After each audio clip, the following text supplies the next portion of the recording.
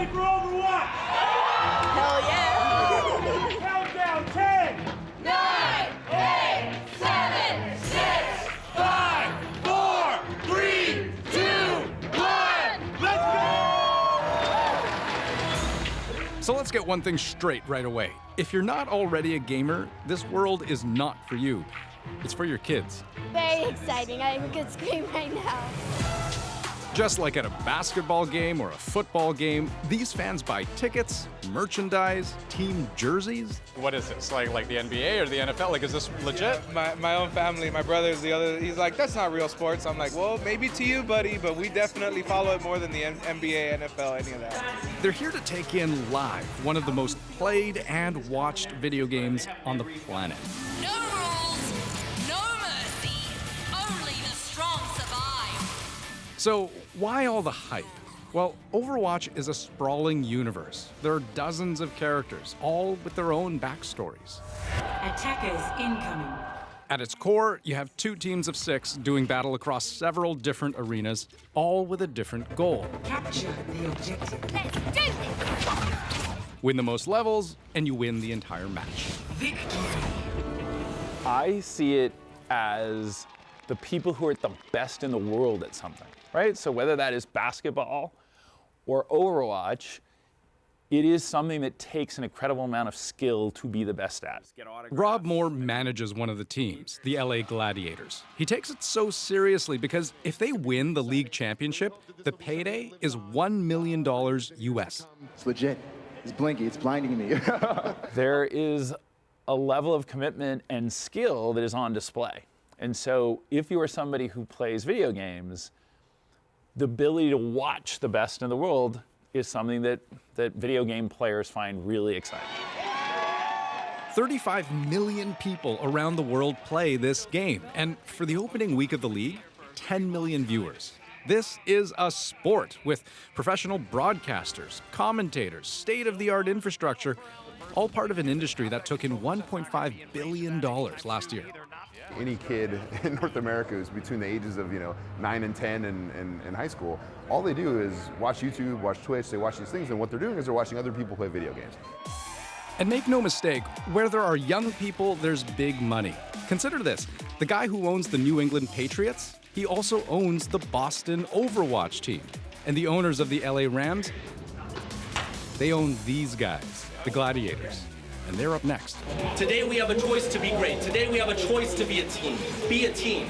I know you guys have been working harder than these guys. Let's show it in the match. Who are you siding with when it comes down to the match? So who are these guys? And how did they get here?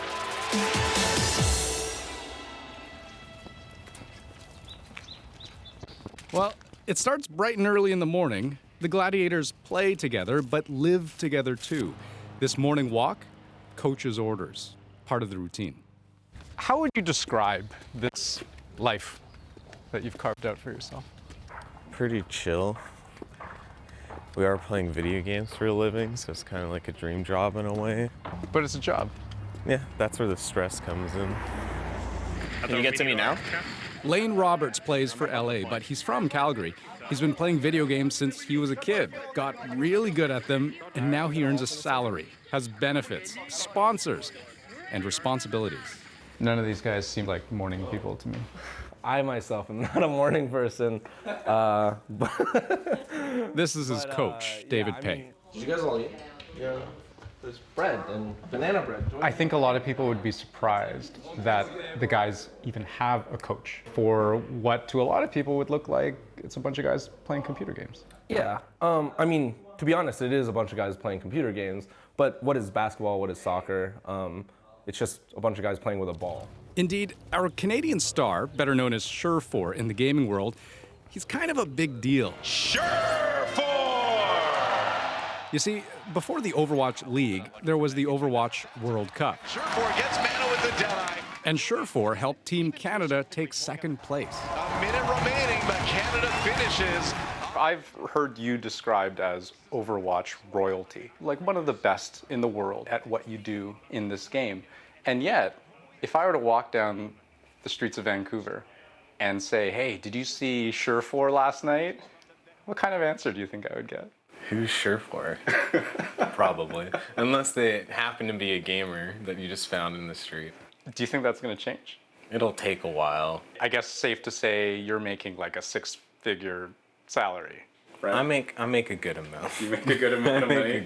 They have a regimen like any other athlete where they are having scrimmages, they're reviewing game film, they're discussing strategy, they're practicing, they have a nutritionist, they're trying to eat well so that they can be focused. It's all in preparation for game days. Like today. Oh, here we go. Surefour takes one shot, trying to connect with agilities, can't quite do The Gladiators get off to a good start. So good, in fact, they might sweep the other team. Now here comes Fate, gets there just in time to keep out. Gladiators will make it a 2-0 lead in this series. But then their opponents start clawing their way back. Right here, yeah, goodbye Big Goose. And that is it. We are going to map number 5. It happens both quickly and painfully slowly, all at the same time. You can't possibly tell me that Gladiators are going to flip this back. It seems impossible. Coach again, but that's it. It's going to be hydration. The last Gladiator on the point. Valiant will win the battle for Los Angeles. The opposing team snatches victory away in a do-or-die tiebreaker. The Gladiators lose. And just like that, it's over for tonight. There's 35 more matches to go in the Overwatch League. This is just one of them. We're going to face them again later on. We have to look forward. We have to get better. But they played really well. They have no reason to hang their heads.